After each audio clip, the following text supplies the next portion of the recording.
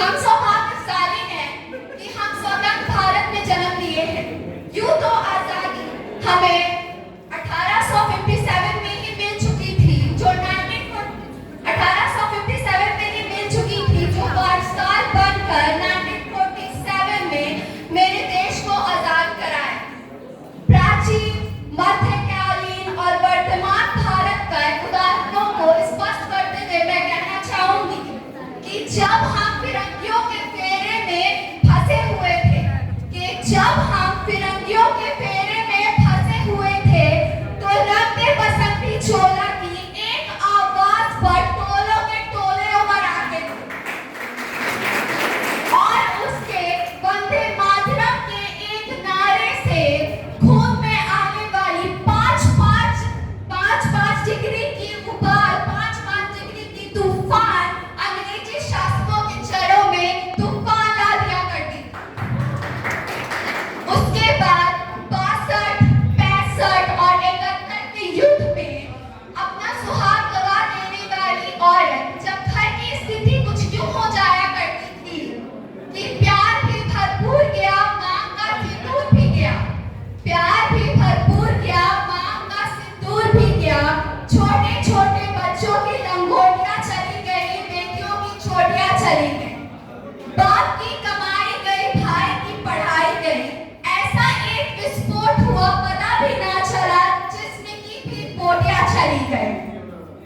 और आपके लिए तो सिर्फ एक आदमी मरा था साहब, और आपके लिए तो सिर्फ एक आदमी मरा था साहब, किंतु मेरे घर की 2 रोटियां चली गई, 2 रोटियां चली गई।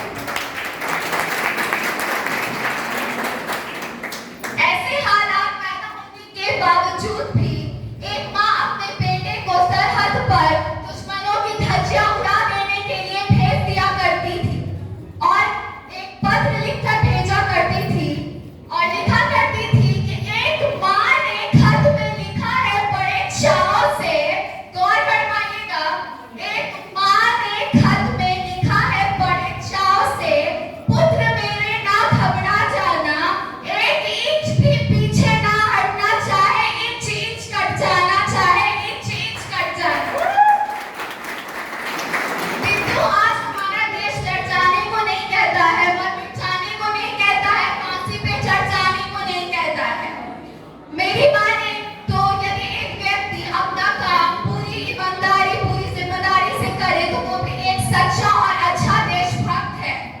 मैं नहीं मानती कि इंस्टाग्राम, व्हाट्सएप, फेसबुक के डीपी को 3 रंगों में बदल देना ही देशभक्ति कहलाएगी।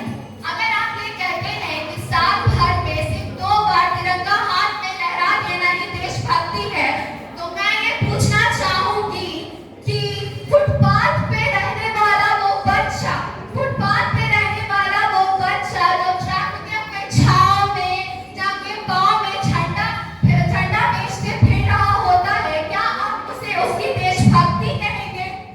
क्या आप उसे उसकी देशभक्ति कहेंगे? जी नहीं साहब, वो उसकी देशभक्ति नहीं, उसके पेट के भूख की शक्ति है जो उसे ये करने पर मजबूर कर दे रही है। क्योंकि ना तो वो मस्जिद जानता है, ना तो वो शिवालयों को जानता है, ना तो वो मस्जिद जानता है, ना तो वो शिवालयों को जानता है। जो पेट का भूखा होता है वो सिर्फ भोजन के देने वालों को जानता है। अपने परिवार, अपने समाज और अपने देश के लिए समर्पण होने का विचार भी एक देशभक्ति है। एक देशद्रोही के दिलो दिमाग में तूफान ला देना भी देशभक्ति है। अगर और ये तूफान लाना इसलिए जरूरी है कि हमारे देशद्रोहियों को ये पता चल सके, वह ये जान सके कि अगर तू परिंदा है तो ये आसमान तेरा है, अगर तू परिंदा है तो ये आसमान तेरा है, और अगर तू दरिंदा है तो ये शमशान तेरा है। भाईचारे से रहना है तो रह इस जमीन पर, भाईचारे से रहना है तो रह इस जमीन पर, वरना कब्र भी तेरी है और कब्रिस्तान भी तेरा है। लेकिन एक देशद्रोही से ज्यादा एक देशभक्ति तब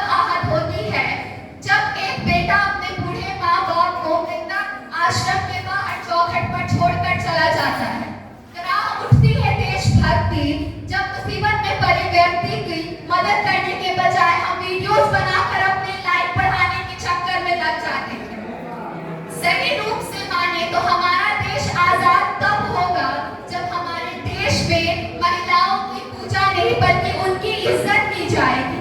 हमारा देश आजाद तब होगा जब बच्चे मध्याह्न भोजन के लिए नहीं बल्कि ज्ञान अर्जन के लिए सरकारी स्कूल की चौखटों में कदम रखेंगे।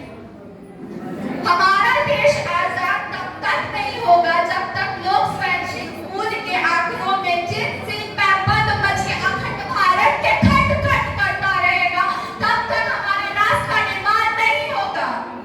बड़ी बड़ी बातें नहीं, छोटी छोटी कोशिशें करनी होगी, क्योंकि ठोकर हमें पहाड़ों से नहीं पत्थरों से लगा करती है, क्योंकि ठोकर हमें पहाड़ों से नहीं पत्थरों से लगा करती है। I being an Indian, I being a student, I being a single daughter of our motherland and we proud to be an Indian. अंत में मैं अपने स्पीच को खत्म करते हुए बस इतना कहना चाहूंगी कि मेरा भारत महान था, महान है और महान ही रहेगा।